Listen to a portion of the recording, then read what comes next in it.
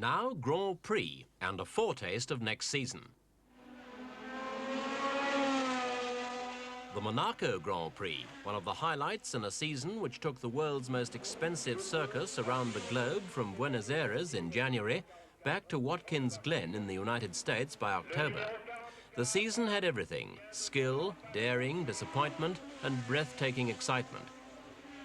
A big feature was the revival of Ferrari, who with Nikki Lauda and Clay Regazzoni scored 6 victories out of 14 races, including here around the streets of Monte Carlo, giving the team its first Monaco win for 20 years and a first step towards the Formula One World Championship, which they also went on to win. With such a close-fought series, all teams are now getting tuned up for January.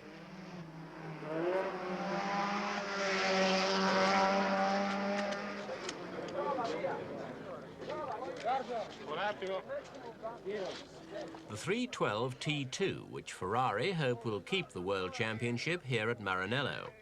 The high-mounted air scoop used last year has gone, but otherwise the car's similar to this year's version in appearance.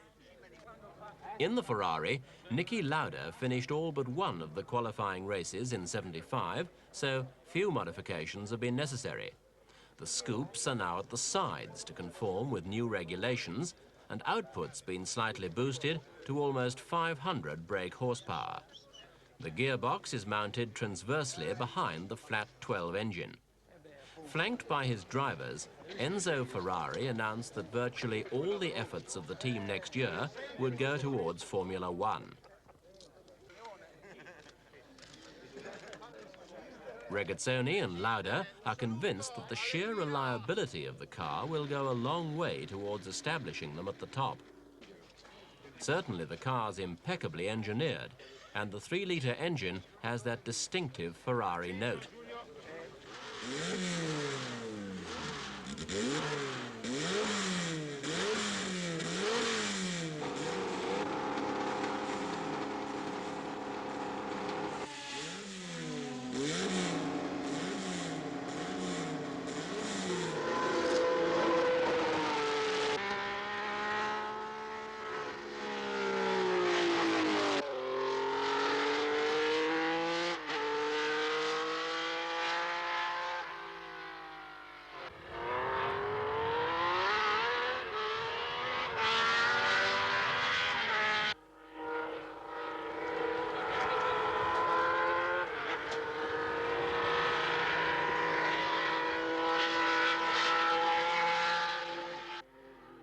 By Grand Prix standards, the Type 2 is a thoroughly developed machine. The original design's now almost 6 years old. All the bugs have been ironed out, so the drivers can focus all their attention on maintaining the quickest lines through corners, rather than on learning its characteristics. And Austrian Nikki Lauda feels it's still competitive. The T2 is a development of the last year's car. The car is lighter, is smaller, and is going in our last tests quicker. So I think we have a very good possibility next year to win the World Championship again.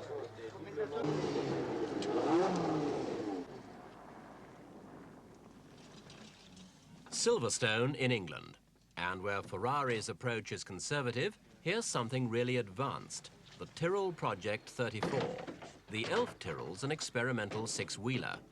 There'd been plenty of rumours in Britain that Ken Tyrrell and designer Derek Gardner were coming up with something new for 1976, but no one had thought it would be quite so ambitious.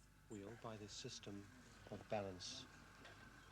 With specially developed tyres on 10-inch wheels, completely shrouded by the body, the system's designed to cut aerodynamic drag to a minimum.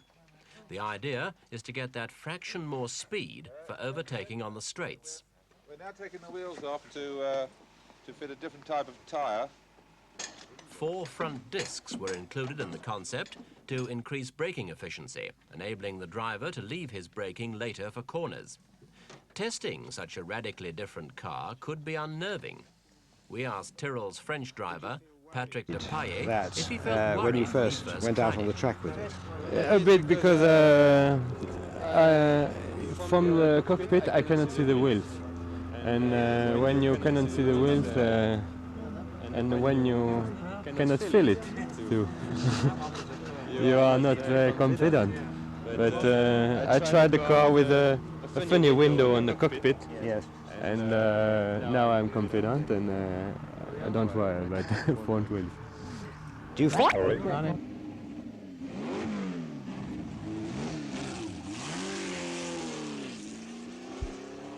Later in the day, de Paillet reported the steering was lighter than he dared hope, and braking was fantastic. Over the next few months, testing will take place in France to find out whether Project 34 will be the car to beat next season, a trendsetter or just a white elephant. So far, the Tyrrell equipe's optimistic, despite the noises that were coming from the front wheels by the end of the Silverstone test day.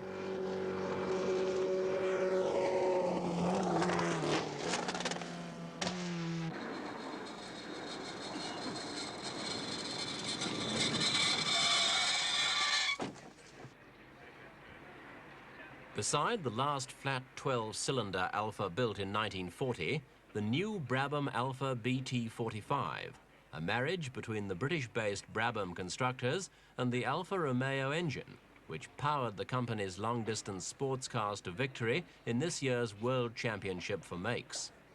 Front and rear hubs are virtually the only parts inherited by the BT45 from last year's Brabham, which used a Ford Cosworth motor. It's been designed by a South African, Gordon Murray, who says his main aims were to create an even slimmer wind-cheating shape for next year's season. Driver safety's better too, with no under-seat fuel tank in the cockpit. The car's lower to take advantage of the flatter shape of the new engine. The power plants proved ultra-reliable in Alfa's sports racing cars, which won 7 of the 8 championship races this year. But most of the external castings have had to be redesigned to fit it into the Formula One chassis. The team's 2 South American drivers were on hand when the BT45 was unveiled, Carlos Reutemann from Argentina and Carlos Pache from Brazil. Both are experienced Brabham drivers, and Pache, who's already test-driven the car, says it's very smooth at speed.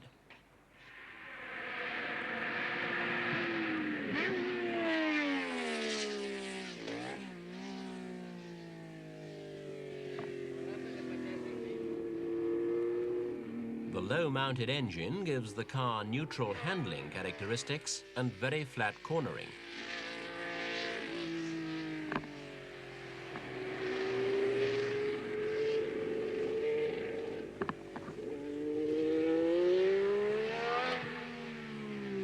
The Brabham Alfa, a contender for 76. Whatever happens next year, there'll also be well-fancied entries from Lotus, McLaren, Hill, March and Shadow. So no one's going to have it all his own way. Once more, there'll be that heart-stopping struggle between men and machines.